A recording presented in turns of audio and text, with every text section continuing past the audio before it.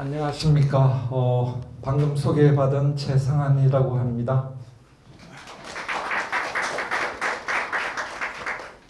여러분들이 뵈니까 주로 이제 학부생 공과대학 출신 분들이 대부분으로 알고 있습니다.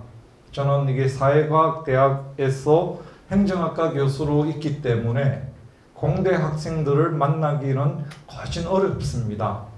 저희 진주에 있는 경상국립대학교는 여기도 아마 마찬가지일 것 같은데요. 사회과학대학 건물이 만약에 오른쪽에 있다면 공과대학은 왼쪽 아니면 저쪽 뒤쪽 걸어서가 한 20분 거리 정도 떨어져 있더라고요. 평소에 공과대 학생분들은 극히 만나기 힘들고, 물론 저도 이제 문과 출신이기 때문에 공과대학 친구들은 거진 없습니다. 사회에 나오다 보니까 이제 고등학교 친구들 중에 이과로 간 친구들이 기업하는 분들 그냥 고등학교 출신이라는 것 때문에 만나는 경우는 있는데, 아무튼 오늘 이 기회는 우리 양호봉 단장님께서 좀 말씀을 주셔서 제가 이 자리에 오게 되었습니다. 여러분들 경상국립대학이 어디 있는 줄 아세요? 예? 전북대학교는 어디 있어요? 전주에 있잖아요, 여기죠. 근데 경상국립대학교는 진주라는 곳에 있습니다. 진주는 들어보셨어요? 예? 저는 부산에서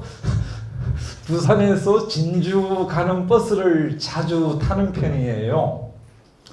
진주에서 부산까지 1시간 반, 진주에서 전주까지는 1시간 20분이에요. 자가용으로. 부산보다 더 가깝죠. 그런데 부산에서 진주 가는 고속버스를 타고 잠을 한숨 잤다가 눈을 뜨면 이 차가 이상하게 진주를 지나가지고 전주를 가고 있는 중이에요. 왜냐하면 제가 이 폰으로 이게 버스표를 끊으면서 진주가 잘 안 보여가지고 전주를 끊어버려요. 그런 경우가 왕왕 생깁니다. 서울에서도 마찬가지고요. 그래서 아무튼 저만 하나만 빼면 전주하고 진주는 똑같아. 경상국립대학과 이게 전북국립대학교도 그런 의미에서 똑같다 이 생각을 합니다. 아무튼 방학인데 오늘 이 자리에 오셔가지고 제가 오늘 여러분들과 함께 나누는 이 주제를 가지고 얘기를 할 건데요. 저는 전공이 에너지, 신재생, 그리고 ESG 이런 것들에 대해서는 정확하게 잘 모릅니다. 아마 여러분들보다 관심이 덜 할 수밖에 없는 상황입니다. 행정학과 교수로서 주로 지방자치, 민주주의, 공화주의, 공공 리더십 이런 것들만 관심을 가지고 학생들에게는 리더십, 지방자치, 공기업 이런 논의를 하기 때문에 오늘 이 주제를 쓰면서도 참 이게 어려웠어요. 공대생들한테 어떻게 쉽게 전할 수 있을까? 사회과학 문제를. 그런데 제 입장에서는 공과 그린 에너지가 너무 어렵거든요. 그래서 이번에 제목을 그린 에너지와 민주공화국의 조화라는 것 가지고 한번 얘기해 보려고 하는데요. 여러분들 요즘 그린 에너지라는 얘기는 많이 듣고 있잖아요. 그죠? 네. 여러분들이 아마 초등학교 때부터 여러분 태어나기 이전부터 이 말은 많이 들었단 말이에요. 민주공화국도 마찬가지죠. 그죠? 아마 여러분들에게는 민주공화국이라는 용어보다는 그린 에너지가 더 친숙하지 않을까 생각을 합니다. 그래서 오늘 그냥 편안하게 과연 그린 에너지가 주는 의미 속에서 민주공화국이라는 것을 우리가 얼만큼 앞으로 달성해 나갈 수 있을 것인가 이걸 한번 논의해 보려고 합니다. 제게 주어진 시간이 40분인가요? 정 교수님? 예.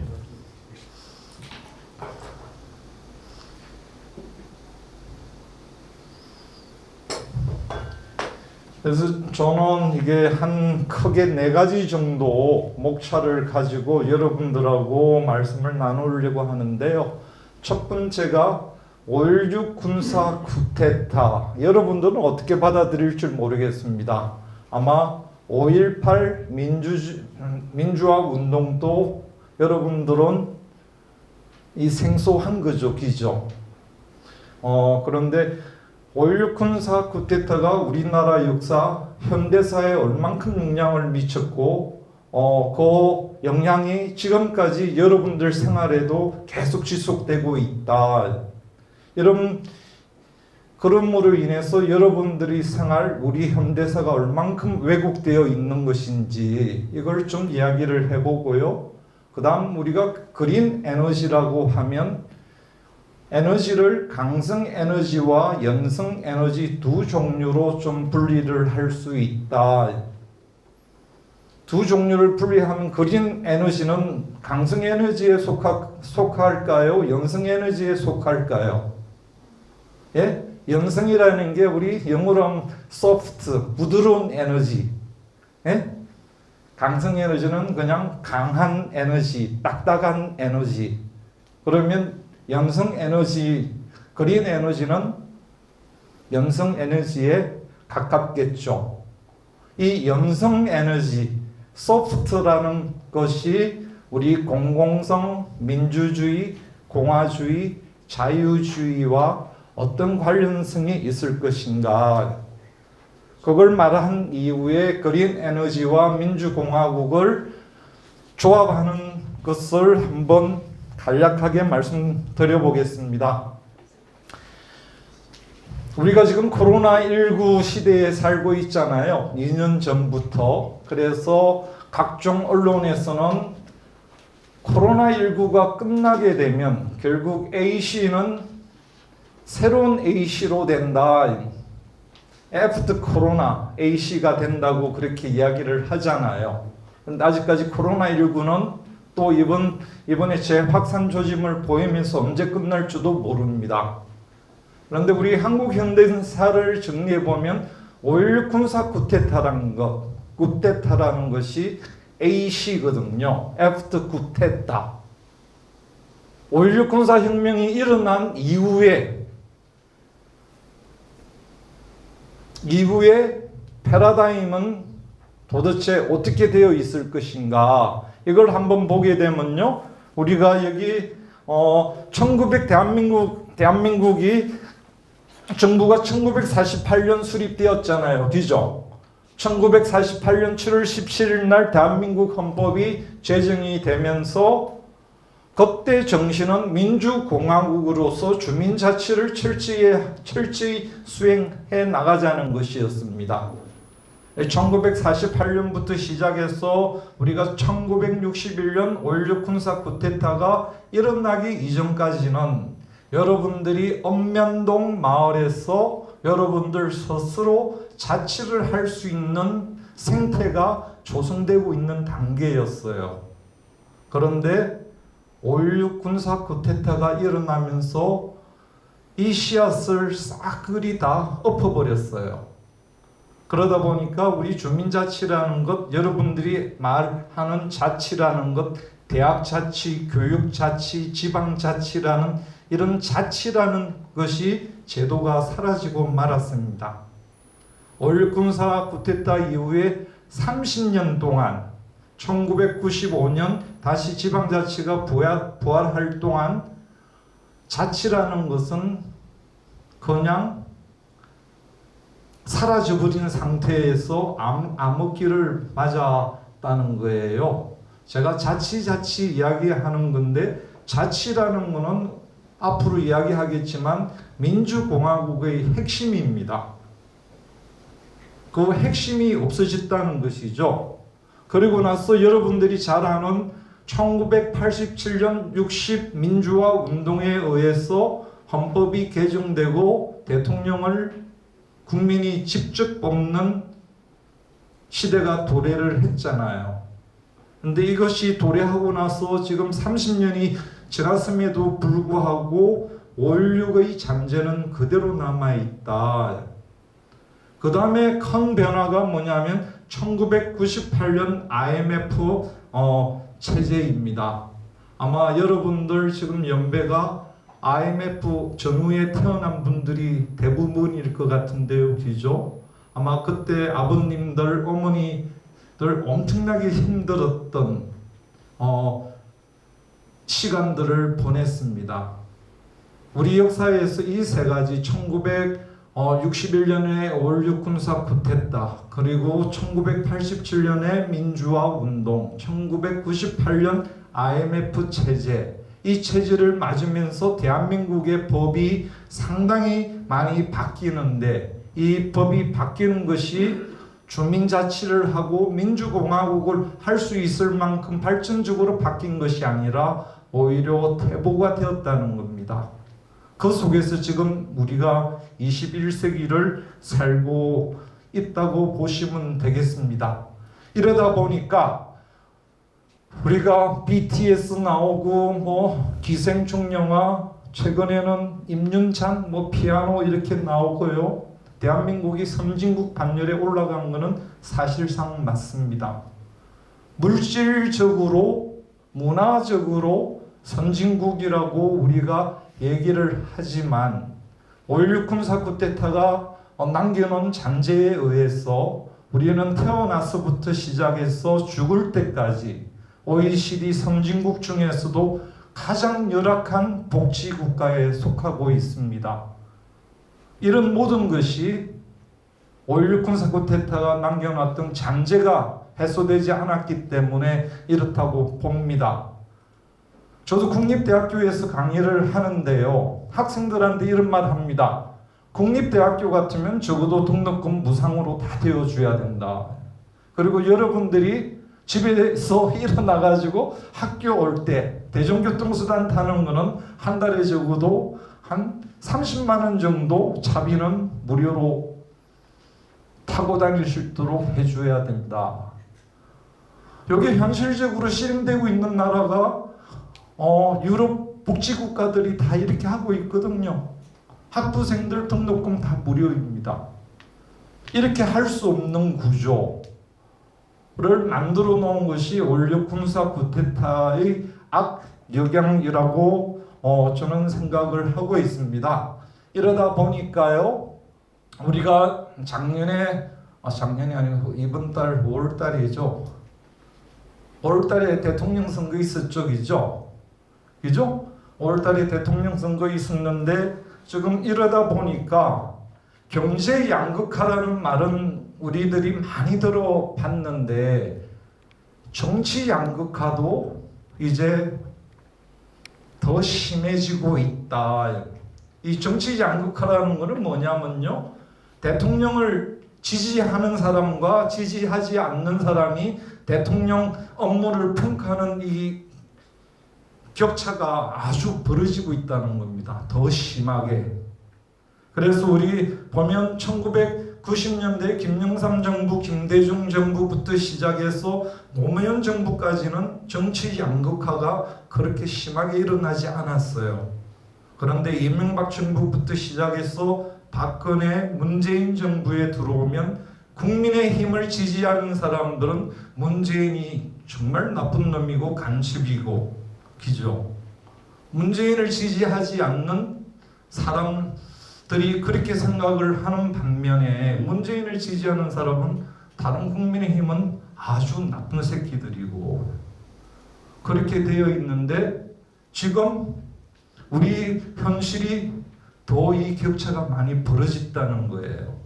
이 정치 양극화가 왜 이렇게 많이 벌어지느냐, 여러분들이 잘 아는 5월달 대통령 선거를 통해서 여러분들이 겪었던 이대남, 이대녀 부분들도 정치 양극화의 일종이라고 볼 수가 있는 것이죠. 이런 것이 왜 발생을 하고 있느냐는 것입니다. 그래서 이 현상은 미국도 거진 비슷해요.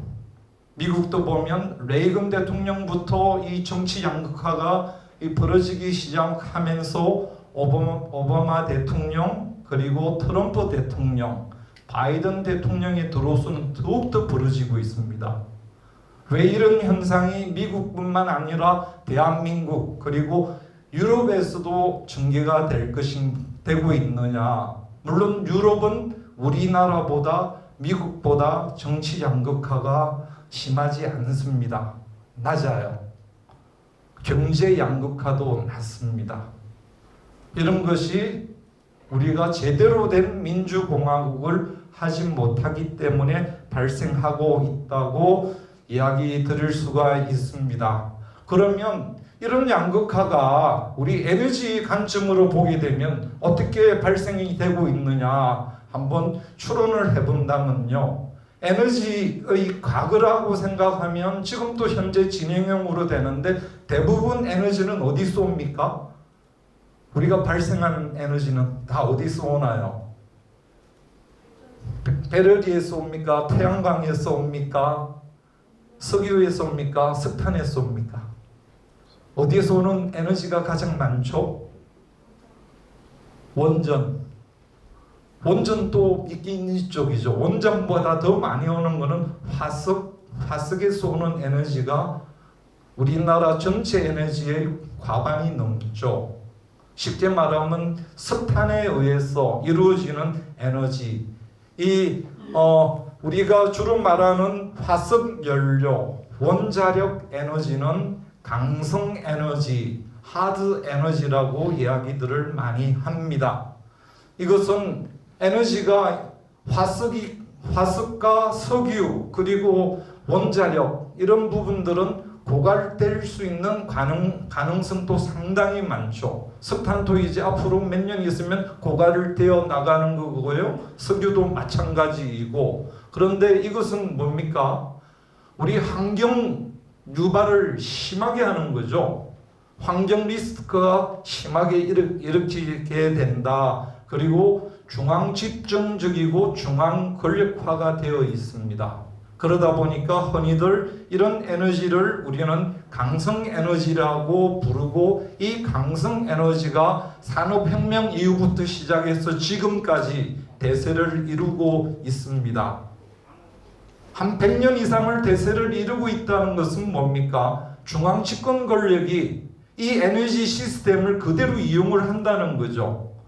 우리 산업 경제 구조가 화석 에너지로 맞게 구조가 딱 이게 되어 있기 때문에 이것을 바꾸기가 쉽지 않아요.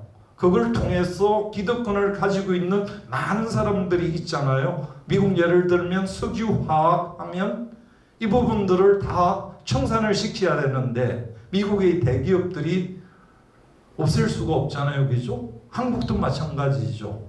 이런 구조를 어떻게 영성 에너지로 바꿔나갈 수 있을 것인가? 이것이 우리 현재뿐만 아니라 미래의 과제로 남아 있습니다. 그러면 영성 에너지는 결국 재생에너지원에서 찾는데 우리가 지금 계속 이야기하는 그린 에너지가 여기에 해당되는 거죠. 태양광, 수력 이렇게 해서 우리가 풍력을 이용해서 어떻게 재생에너지를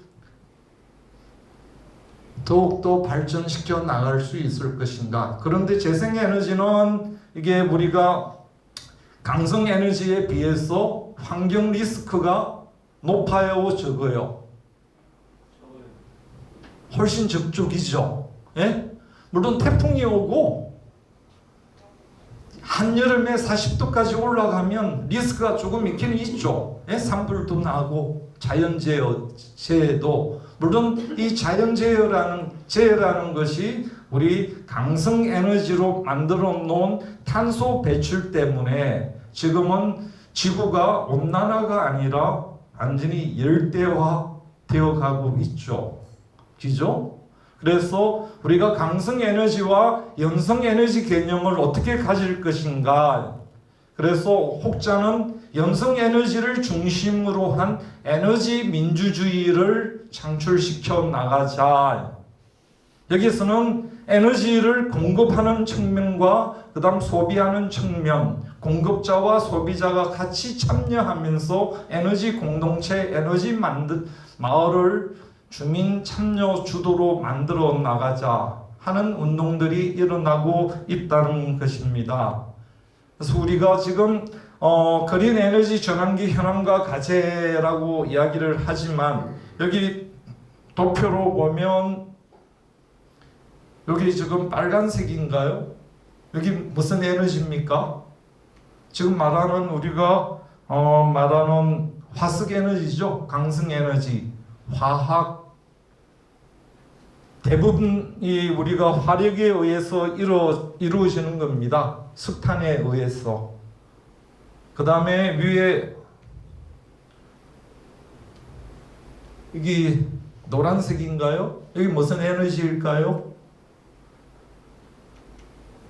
이거는 그린 에너지. 그린 에너지가 불과 언제부터 시작했습니까? 불과 시작한 지가 10년이 안 돼요, 우리나라는. 그래도 차지하는 포션은 엄청나게 적죠. 근데 그 밑에 한 30%대에서 있는 이거는 뭘까요? 그 다음 원자력이죠. 원자력. 그래서 우리가 지금 에너지에 대한 수요는 최근 10년에 비해서 2배나 증가를 했습니다. 2배 증가하고 앞으로 10년이면 아마 3배 정도 에너지 수요량이 증가할 것으로 예측을 하는데 지금보다 10배의 에너지량이 더 필요하다면 우리가 에너지를 어디서 가지고 와야 될까요? 가지고 올 데가 없죠. 우리나라는. 그죠? 태양, 바람, 그 정도 파도. 재생에너지로 따지면 그 정도밖에 없는 거고요. 그러려면 석탄을 가지고 들어와야 되는 겁니다. 석탄을 해외에서 계속 수입해 들어와야 되는 거죠. 지금 우크라이나 사태를 보게 되면 우크라이나 전쟁 때문에 전 세계의 에너지 공급망이 다 그냥 문제가 일어나고 석유값이 폭등을 하게 되고 우리 경제에 미치는 영향이 크잖아요. 그런데 우리가 사용할 에너지를 구하지 못한다면 지금보다 더 심각한 위기 상황이 발생할 수 있는 것이죠. 그렇다 보니까 빨리 자체적으로 해결할 수 있는 그린 에너지가 필요하다는 것이 지금 우리의 당면 과제라고 볼 수 있습니다. 여기도 보면 지금 세계 한 10개 국가에 비교를 해보면 원자력 이쪽이 이게 연두색이 재생에너지인데요. 우리나라가 재생에너지 부분이 가장 적죠. 한 6.5%밖에 안 됩니다. 이걸 어떻게 늘려갈 것인가? 여러분들이 늘려갈 수 있는 방법이 뭘까요? 예? 아까 제가 적어도 국립대학생들한테는 대중버스 요금은 무료로 줘야 된다. 무료 받고 걸어 다니면서 여러분 다른 거로 돈 가지고 다른 걸 사용하게 되면 결국 그걸 하나의 재생에너지 역할을 하는 거죠. 여러분들 스스로가. 우리 산업 구조가 에너지 구조가 어떻게 이렇게 변할 수 있을 것인가. 우리가 보여주는 에너지 구조 변화는 이렇게 대각선을 쫙 한국부터 끄어보면 결국 우리나라는 연성 에너지 시스템이 아니고 강성 에너지 시스템이다. 강성 에너지 시스템은 뭡니까? 힘 있는 자가 에너지를 다 소유하고 힘 없는 자에게는 에너지를 안 준다는 논리가 그대로 적용하는 겁니다. 지금 한여름 더울 때 에어컨을 틀고 싶어도 못 트는 분들이 상당히 많죠. 그죠? 그렇잖아요. 그죠? 한겨울에 추운데 보일러를 틀고 싶어도 못 트는 사람이 상당히 많습니다. 강성 에너지는 없는 사람을 배려하지 않아요. 영성 에너지는 함께 한다는 측면에서 에너지를 나눠줄 준비가 되어 있는 거예요. 우리 이게 보면 밑에 영성 에너지 부분이 많은 나라들은 주로 북부 유럽형이죠. 북부 유럽형은 아까 말했지만 대학생들 등록금도 무료, 대중교통수단도 무료로 제공한다. 그 나라가 좋을 것인지 한국이 좋을 것인지 그건 여러분들이 한번 생각을 해봐야 될 문제라고 봅니다. 그래서 민주공화국이라고 넘어가면요, 우리가 초등학교부터 시작해서 대한민국은 민주공화국이다 말 많이 듣잖아요. 그리고 제2장은 제2항은 뭡니까? 주권은 국민에게 있고 모든 권력은 국민으로부터 나온다. 여기에서 우리가 민주공화국이라 할 때 민주라는 것은 기본적으로 민중, 국민이 지배하는 체제를 뜻합니다. 국민이 스스로, 민중이 스스로, 사람들 스스로가 자치에 의해서 제도를 이끌어 나가는 방식, 그리고 공화국이라는 의미는 공공의 일을 어떻게 할 것인가. 그래서 민주공화국이라고 이야기하면 다수의 국민들이 공공의 일을 스스로 해결해 나가는 제도가 민주공화국이라고 할 수 있습니다. 그래서 대한민국 헌법 제1조 제1항에 대한민국은 민주공화국이다고 규정하는 것은 여러분들 스스로가 전북 대학교의 공공 관련된 일에 대해서 결정할 수 있는 권리가 있다는 겁니다.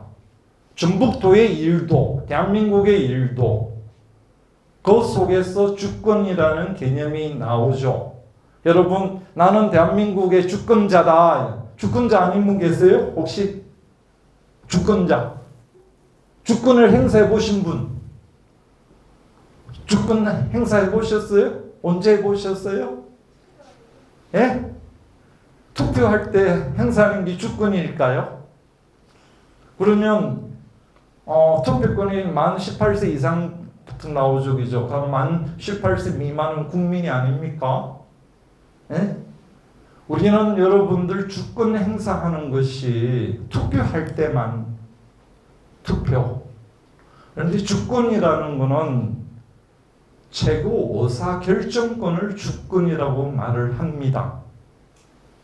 나라의 중요한 일을 결정지을 때, 중요한 정책을 결정지을 때 국민들에게 의견을 수렴해서 결정짓는 것이 바로 주권이라는 개념이에요. 그런 의미를 따져보면 여러분들이 주권을 행사해 본 적이 있습니까? 거진 없죠. 거진 없을 거예요. 좀 멋있는 76년의 전통을 가지고 있는 청와대를 용산으로 옮기겠다. 대통령 혼자만 결정을 내리고 다 따라라 하는 거는 여러분들이 주권을 엄청나게 침해하는 거죠. 그 주권을 우리가 사용을 해봤느냐. 이 주권이 1인한테 지배 독점이 되고 1인이 지배해 나가는 것은 결국 뭡니까? 강성국가, 중앙집권국가에서 행하는 거죠. 여기서 강성에너지가 나오는 겁니다. 화력발전의 마인드만 가지면 여러분들에게는 주권이 주어지지가 않아요. 여러분들에게 주권이 주어지려면 영성에너지 마인드를 가져야 된다. 그래서 우리가 여기 민주주의, 공화주의, 자유주의라는 얘기들을 흔히 말을 하는데요. 우리가 상당히 민주주의와 자유주의, 공화주의를 잘 알지 못하고 있다. 이 개념 정립이 잘 안 되어 있다는 겁니다. 초등학교부터 고등학교 때까지 이런 말은 들어봤어요. 대학교 오면 대학에서 이거 안 가르쳐줘요. 교양 과목 교양 들으면서 이제 가르쳐 줍니까? 아마 공대생들은 교양 과목 들으면 더 이게 들을 수 있는 기회가 없을 거예요. 기죠.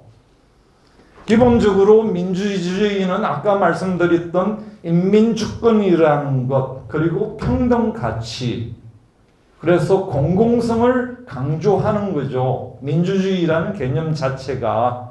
그래서 이걸 좀 강화시키려면 여러분들이 주권을 행사할 수 있는 직접 민주주의로 가야 된다는 것이 민주주의가 갖고 있는 기본적인 원리입니다.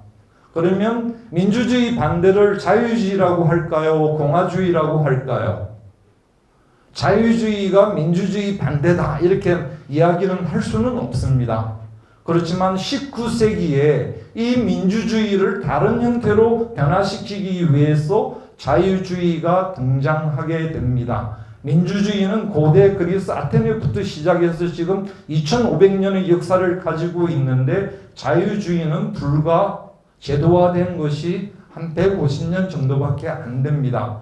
그러면 우리가 자유 이야기하는데 이 자유는 개인의 인권을 존중하죠. 그리고 공적 가치보다는 경제적 가치를 더 지향을 합니다. 개인의 이익을 더 지향을 하게 되죠.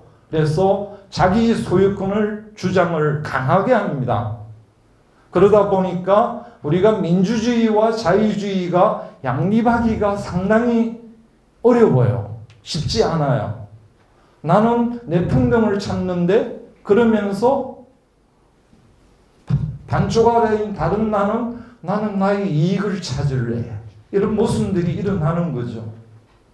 그래서 우리가 공화주의라는 것도 민주공화국 할 때 이 공화주의라는 가치는 결국 사회성, 민주주의를 어떻게 잘 수용해 나갈 것인가, 그리고 지배받지 않는 내 개인의 자유를 많이 강조하다 보니까 민주주의와 상당히 밀접한 관계라고 보시면 되겠습니다.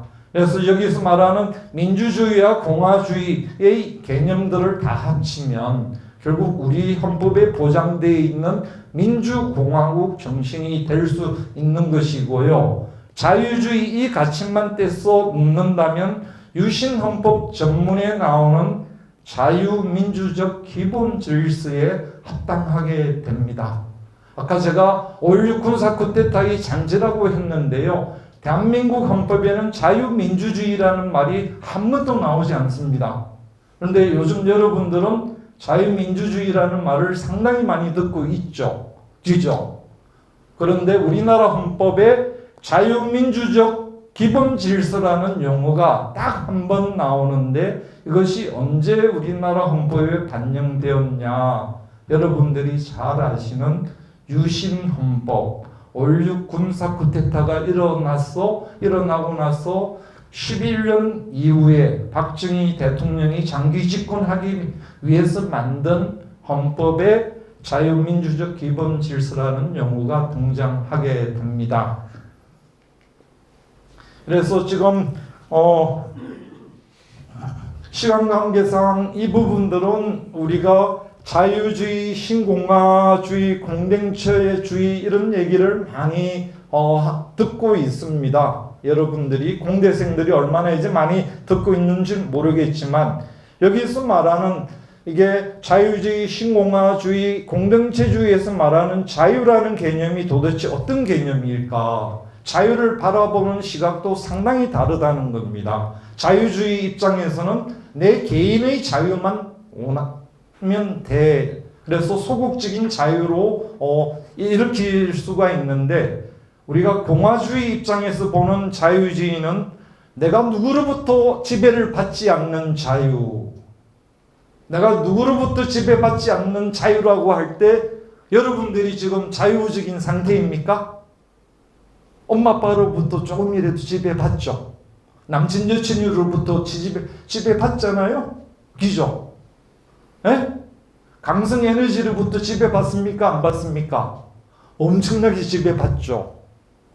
그래서 비지배의 자유를 어떻게 만들어 나갈 것인가? 공동체주의는 적극적 자유. 우리 이 자유가 항상 지배를 당하고 있기 때문에 이 지배 제도를 끊기 위해서 투쟁을 하고 노력을 해야 된다는 적극적인 자유를 공동체주의는 주장을 하고 있습니다.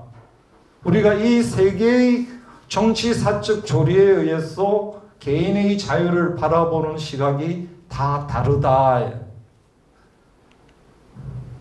그 다음에 인간을 어떻게 볼 것인가? 자유주의 입장에서는 인간, 나는 독립적인 인간이야. 그런데 공동체주의 입장에서는 네가 아무리 독립적이어도 내 없으면 못 살아. 그거예요. 네하고 나하고 함께 있어야 돼. 네가 뭐 잘났어. 자유주의 입장에서는 보면 나는 내가 잘났기 때문에 내 혼자 살 수 있어. 공동체주의는 네와 내가 함께 가야 된다 하는 입장이 강합니다. 그 다음에 우리가 이게 문제점은 자유주의는 지금 말씀하신 것처럼 자기 혼자 잘난 체 하는 사람들 보면 어때요? 밉잖아요. 꼴보기 싫고 개인이 원자화되어 있다는 느낌을 많이 받죠. 그리고 도덕도 내로남불이죠. 그죠? 예? 내로남불이에요. 저는 내로남불이라는 말은 정말 싫어합니다. 예? 내한테 로맨스면 다른 사람도 로맨스지. 그죠? 그래서 그러면 어떻게 해야 되나요? 내로남불, 내로남노라 해야죠. 그죠? 예? 근데 자유주의는 내가 개인의 자유를 가지고 있으니까 국가 너는 나를 건들지 말고 가만히 있어. 코로나19가 지금 재확산이 됩니다. 자유주의자들 입장에서는 국가 네가 방역을 해라. 내보고 PCR 검사해라. 이렇게 하지 마. 내가 알아서 할 테니까 가만히 좀 있어줘. 그런데 공동체주의는 국가가 이 부분을 개입을 해야 되는 거예요. 공동체를 유지하기 위해서. 엄청난 차이가 이쪽이죠. 우리가 문재인 정부와 지금 윤석열 정부에서 이 많은 코로나19에 대한 태도, 정책을 보게 되면 공동체주의와 자유주의가 어떻게 지금 변하고 있는지 살짝 보실 수 있을 거예요. 그리고 이제 공동체주의를 대신하는 신공화주의라는 것은 아까 공동체보다는 더 상호 의존적으로 활동을 해 나가자 하는 개념이 더 많다고 보시면 되겠습니다. 그래서 이 부분들은 좀 이게 유인물을 받으셔가지고 하시면 좋겠는데, 아까 제가 말씀드린 이 자유주의의 근본적인 거는 국가는 개입하지 마세요. 그러니까 정치 권력은 최대한 제한시켜야 되는 거예요. 대통령의 권한, 국무총리의 권한, 대학 교수의 권한조차도 최대한 줄여야 된다. 내가 다 알아서 하는데 왜 교수님이 수업 시간에 들어와가지고 이래라 저래라 하느냐. 내가 카톡을 여친한테 보내든 말든 내 자유인데. 그런데 공화주의는 적절하게 권력은 규제를 해야 된다는 겁니다. 필요할 때는. 이런 부분들이 있고요. 그래서 우리가 지금 민주주의와 자유주의를 혼재한 상황에서 살고 있어요. 그러다 보니까 자유주의가 민주화되었고 민주주의는 자유화되었다. 이런 이야기가 나오고요. 자유주의는 민주주의를 부정하고 민주주의는 자유주의를 부정하기 때문에 근본적으로 이거는 같이 공생할 수 없는 논리가 됩니다. 아까 핵심적인 것만 보더라도 자유주의와 민주주의 가치는 완전히 다른 건데 지금은 자유민주주의라 해서 억지로 이제 붙여놓잖아요. 실질적으로 자유민주주의가 실현되는 것은 상당히 어려운 거죠. 그래서 우리가 이걸 표를 보면 지금 민주주의, 공화주의, 자유주의 세 개의 가치를 둘 때 우리의 상태, 여러분의 상태는 어디에 가깝습니까? 우리나라 정부의 정책은 어디에 가까울까? 자유주의가 밑에 있을까요? 민주주의, 공화주의가 여기 있을까요? 저는 민주주의, 공화주의가 저 시스로 따지면 위쪽에 올라가 있습니다. 자유주의가 빨리 내려줘 새끼야 이러면 안 내려줘 임마. 지금 이런 상태예요. 이걸 얼만큼 시소를 조절할 것인가.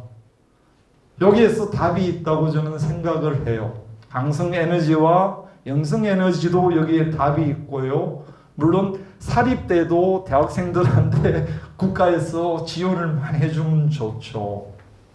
국립대 학생들한테 무상으로 교육을 시켜줄 수 있다는 개념도 민주주의와 공화주의가 이 위쪽에 있으면 달성되기가 어려워요. 이게 밑으로 쭉 내려와야 돼요. 자유주의가 가득하면 잘난 놈 잘난 대로 먹고 살아. 없는 놈은 없는 대로 살아. 그러니까 국립대학 가고 싶으면 돈 내고 가. 네? 에너지 쓰고 싶으면 돈 내고 써.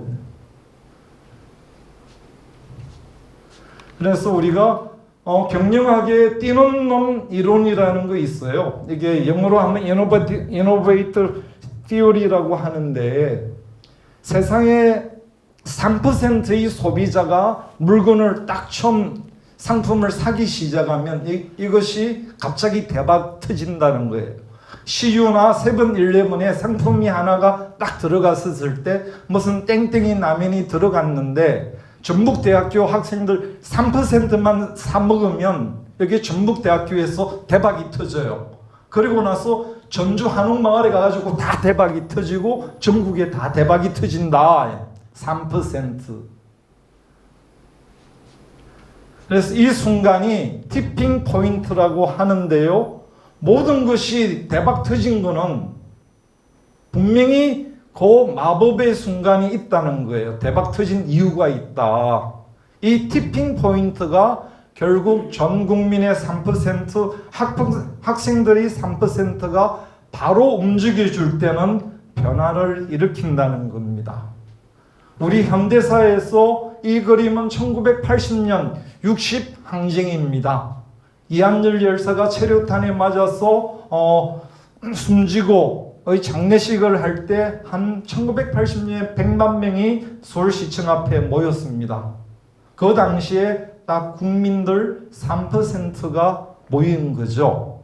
그 다음에 이거는 뭔가요? 이건 여러분들이 가장 최근에 여러분들도 봤을 건데요.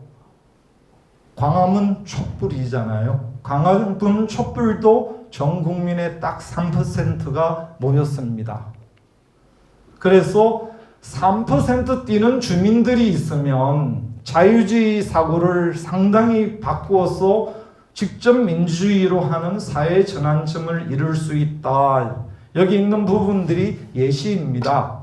3%가 움직이면 세상이 바뀐다. 그린 에너지, 연성 에너지도 3%만 열심히 뛰어다니면 바꿀 수 있다. 그래서 이 3% 참여를 위해서 우리 제도를 어떻게 바꿀 것인가, 이 고민들이 있어야 된다. 그래서 우리가 여러분들 파리 꿈임이라는 말을 많이 들어봤는지 모르겠는데요. 각 대학마다 카페 같은 데 가보니까 이게 카페 이름이 파리 꿈임이라는 이 카페들이 종종 있어요. 숙대 앞에 가보니까 파리 꿈임이라는 거 있고요. 고대 앞에도 가보니까 있고, 이게 전북대학교 앞에는 파리는 있겠죠, 그죠? 파리 바게트는 있잖아요, 그죠? 파리 바게트 있고, 꿈임이라는 말도 있고, 꿈임이라는 거는 우리나라 말로 하면 읍면동이에요. 읍면동 마을. 이 마을을 파리가 프랑스 대혁명 일어나고 나서 마을 주민들이 스스로 정책을 만들어서 마을을 갖고 나가는 공동체 형태, 그런 사회 형태. 그런데 이것이 200년이 지나도 남미나 유럽 속에서 이 꼬민 읍면동 마을 자체는 계속 진행이 되고 있다. 그래서 여러분들이 그린 에너지를 잘하는 곳 보면요, 읍면동 단위의 꼬밈이 잘 형성된 곳이 그린 에너지를 잘 합니다. 태양광이나 풍력 이용을 많이 해요. 우리도 지금 신안이나 이게 서해안 따라가고 제주도에서 풍력 발전소, 태양광 하는 것 보면 주민들이 스스로 마을 단위에서 하는 것들이 상당히 많아요. 바로 이런 꼬명 정신을 가지고 이루어지기 때문에 그린 에너지가 되는 겁니다. 여러분들 마을 단위에서 한번 생각을 해보세요. 우리 석탄 받았어. 석탄 수입을 해가지고 거대한 화력발전소를 만들자. 마을 단위에서 할 수 있습니까? 못하죠. 일단은 인력도 안 되고 자본도 안 되고 그죠? 그런데 그린 에너지는 소규모의 인력, 소규모의 노력만 가지고도 가능하다는 것이죠. 그래서 이것이 연성 에너지라는 것이고 소프트하게 전달되니까 에너지 민주주의 그리고 민주공화국 형태에 더욱더 가까운 에너지가 될 수 있다는 것입니다. 그래서 읍면동 당이 여러분들이 이제 마을에 가면 뭐 이게 고향이 시골인 분들이 있으실 수 있고요. 그 마을 읍면동 단위에서 3%로 내가 역할을 할 수 있을 것인가? 아파트도 마찬가지입니다. 우리 청년 대학생들이 읍면동까지 갈 필요 없이 우리 단과 대학에서 한 3%가 그린 에너지 운동을 우리 스스로 한번 해볼까? 움직이면 아마 공과대학 건물에 태양광이 나오고 풍력이 나오고 뭐 난리 날 거예요. 예? 그러다가 이게 대박 터져버리면 전주 대판 뉴딜이 되는 거예요. 그래서 이거는 우리가 넘어가고요. 결국 우리가 대의민주주의 자체는 지금 광역자치단체장, 도지사, 지방의원, 국회의원 뽑고 대통령을 뽑는 것은 대의민주주의 제도입니다. 여러분들이 주권을 선거 때 단 한 번 사용해 볼 수 있는 대의민주주의 제도죠. 여러분들의 의사결정권을 누구한테 줬습니까? 대통령한테 주고 국회의원한테 주고 지방의원들한테 주는 거잖아요. 그리고 나서 4년 동안 여러분들한테 의사를 물어봅니까? 전혀 안 물어봐요. 투표할 때만 90도로 끝나고 나면 어떻게 해요? 끝나고 나면 여러분들을 오히려 이렇게 해라고 하죠. 기죠. 여러분들이 종이 되고 노예가 돼요. 이거는 250년 전에 존 스튜어트 밀이 자유론이라는 책에서 그렇게 써놓았어요. 투표할 때마다 내 앞에서는 종노예인데 투표 끝나고 당선되면 내가 종노예가 된다. 그래서 대의민주주의라는 개념은 주권자의 주권 능력을 최소화시키는 겁니다. 그리고 중앙집권화가 되고요. 권력의 힘을 가지게 되고요. 그러다 보니까 강성민주주의라고 할 수가 있는 제도죠. 직접민주주의는 개개인들이 다 일일이 결정을 해나가기 위해서 합의를 도출해 나가는 과정들을 이루기 때문에 상당히 영성민주주의라고 볼 수가 있습니다. 그래서 이걸 우리가 개념화하게 되면 결국 직접 대의민주주의를 통해서 우리가 다원민주주의 공화국 체제가 되면 결국 정부, 소비자, 시민단체, 그리고 국제사회, 산업 이런 부분 속에서 우리가 그린 에너지를 통한 민주공화국을 만들어 갈 수 있지 않을까. 이런 조화 속에서 3%인 여러분들 지금 전북대학교 전체로 따지면 3% 안 되죠. 기죠. 오늘 이 방에서만이라도 내가 그린 에너지만 잘 활용하면 민주공화국이라는 것이 지금 작동 잘 하지 않고 있는데 민주공화국도 잘 작동할 수 있도록 하는데 불쏘시개의 역할을 하는 것이 아닐까 생각을 합니다. 그래서 여러분들 3%가 지금 대한민국 힘들고 정말 어렵고 20대인 여러분 학생들 너무너무 어려운 거 우리 이게 꼰대 세대들이 잘 알아요. 제 딸도 이제 대학교 졸업을 했고요. 우리 단장님 여기 있는 고영학 부회장님도 마찬가지인데요. 항상 이 너무너무 힘든데 그렇게 하더라도 여러분들 정말 용기와 힘을 가지시고 그런 3%의 노력이라는 것보다는 정신을 가져서 여러분들 스스로가 우리 사회 대학에 있는 문제들을 하나씩 친구들과 힘을 합쳐서 바꾸어 나간다면 오히려 소프트한 사회, 부드러운 사회, 부드러운 대학 그리고 그것이 영성에너지, 영성민주공화국이 되지 않을까 생각을 합니다. 네, 감사합니다.